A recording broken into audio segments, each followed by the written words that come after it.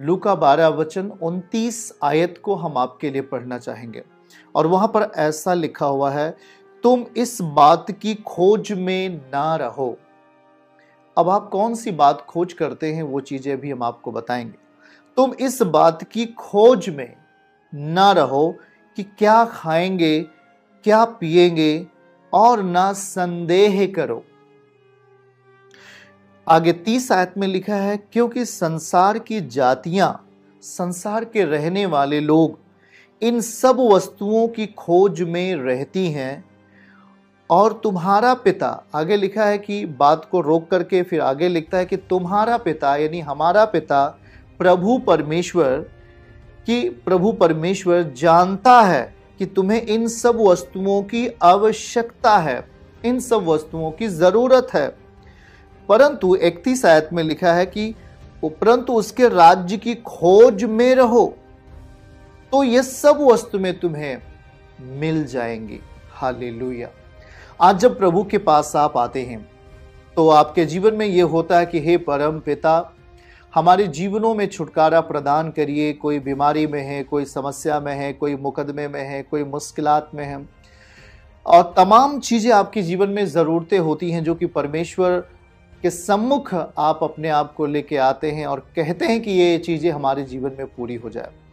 और आप सच में, ये आपका भरोसा अच्छा है, आपको ये भरोसा भी रखना चाहिए कि हाँ प्रभु, ये मेरे लिए ये चीजें आपके द्वारा पूरी होनी चाहिए। बहुत खुशी की बात है कि आप परमेश्वर के द्वारा अपनी इच्छा को पूरी कर पाए। लेकिन सबसे पहला पॉइंट ये है कि आपने जिस दुनिया में आपने कदम रखा है, अब वो दुनिया उसके बिल्कुल उलट है जहां से आप गए हैं। दो दुनिया के बारे में हम जिक्र कर रहे हैं। एक होती है शारीरिक दुनिया, एक होती है आत्मिक दुनिया। शारीरिक दुनिया शरीर की बातों को प्रभावशाली करती है, शरीर की बातों को ऊंचा उठाती है, लेकिन जो आत्मिक दुनिया होती है वो आत्मिक बातों को ऊंचा उठाती है।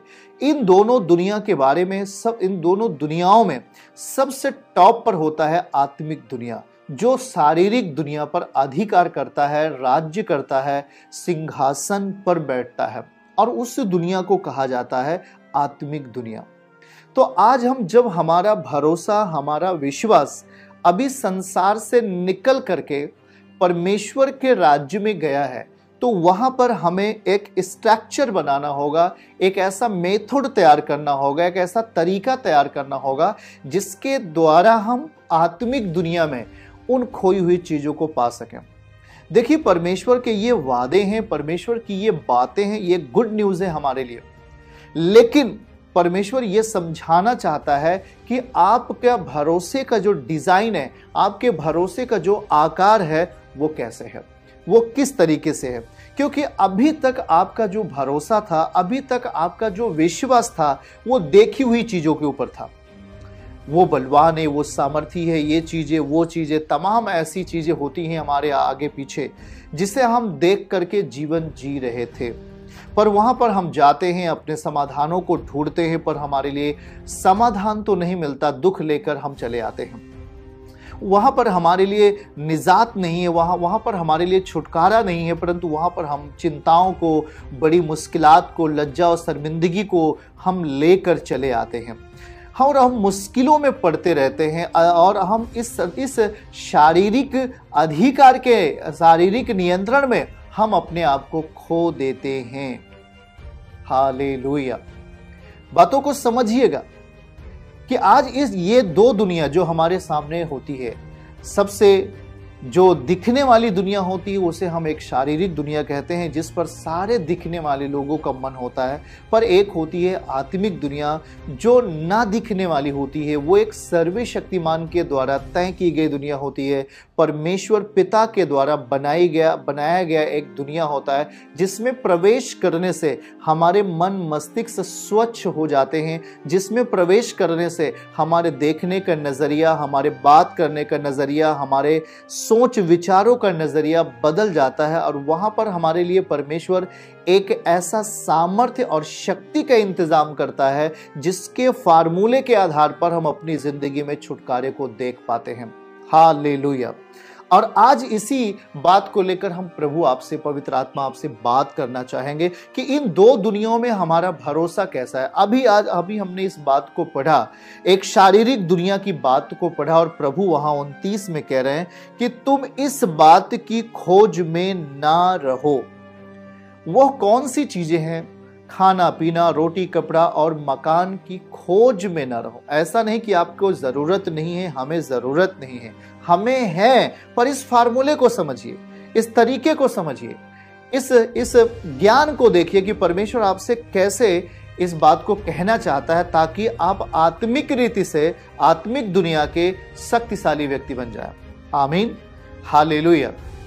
देखिए, कहता है कि तुम इस बात की खोज में ना रहो। 29 आयत को अगर हम जब पढ़े, तुम इस बात की खोज में ना रहो कि क्या खाएंगे, खाना तो जरूरी है, क्या पिएंगे, पीना भी है, पानी।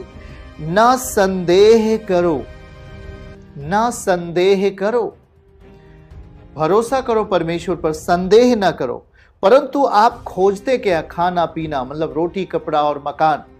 अपनी देह की हर एक जरूरतों की खोज में ना रहो, ऐसा प्रभु हमें मना कर रहे हैं। क्यों मना कर रहे हैं? आगे आइए।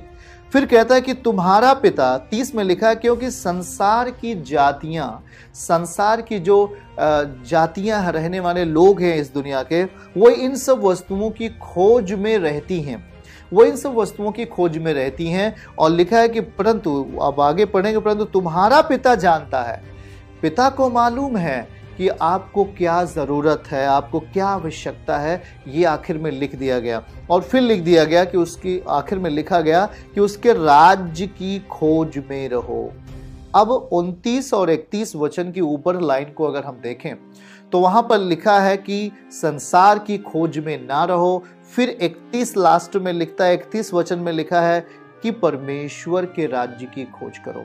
मतलब दो दुनिया के बारे में प्रभु आपसे बात करना चाहता है। यदि आप परमेश्वर पर भरोसा रखते हैं, यदि आप यीशु मसीह पर विश्वास करते हैं, तो आपकी दुनिया अलग है, और उस दुनिया की भाषा भी अलग है, उस दुनिया का कैरेक्टर अलग है, चरित्र अलग है, उस दुनिया का देखना नजरिया अलग है, उस दुनिया में रहना भी अलग है, अलग है। क्यों? क्योंकि यहां पे प्रभु कह रहा है, अब शारीरिक दुनिया कह रहा है कि शारीरिक बातों पर मन लगाओ, खाना पीना, रोटी कपड़ा मकान के चक्कर में जिंदगी गंवा दो, नहीं मिल रहा है छीन लो, नहीं मिल रहा है चोरी कर लो, नहीं मिल रहा है व्यभिचार कर लो। ये तमाम चीजें शारीरिक कैरेक्टर है, शारीरिक चरित्र है। लेकिन एक चरित्र बता रहा है, प्रभु कह रहा है कि तुम संसार की खोज में ना रहो। अब ये कौन सा कैरेक्टर है? प्रभु कहता है कि मेरी खोज करो। हालेलुया। वो लिखा है कि परमेश्वर के राज्य की खोज करो, उस किंगडम की खोज करो जो आत्मिक है, जो आत्मिक है। याद रखना, मैं आपको एक चौंकाने वाली बात बताता हूं, शारीरिक किंगडम शैतान की पकड़ में है। आप इतना समझ लो, जो शारीरिक जीवन होता है वो शैतान के पकड़ में है, परंतु जो आत्मिक जीवन है वो परमेश्वर का स्वरूप है, वो पवित्र आत्मा का स्वरूप है।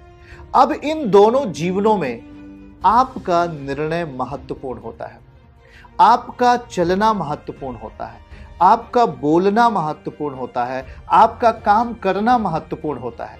हालेलुया। अब बहुत सारे लोग इस बात को नहीं जानते हैं।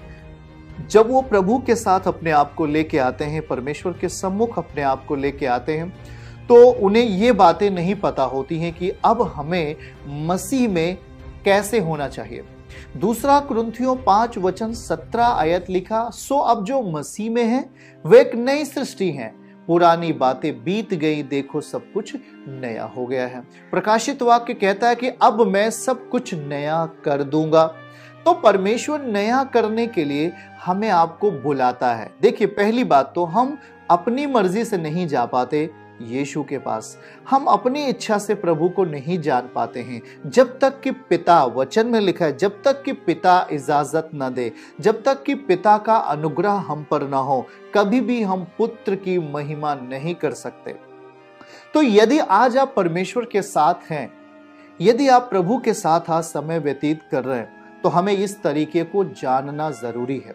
वो क्या है? वो ये है कि यदि आज आप भरोसा रखते हैं परमेश्वर के ऊपर, यदि आप यस्सु के ऊपर भरोसा रखते हैं, तो आपकी दुनिया टोटली आत्मिक होनी चाहिए।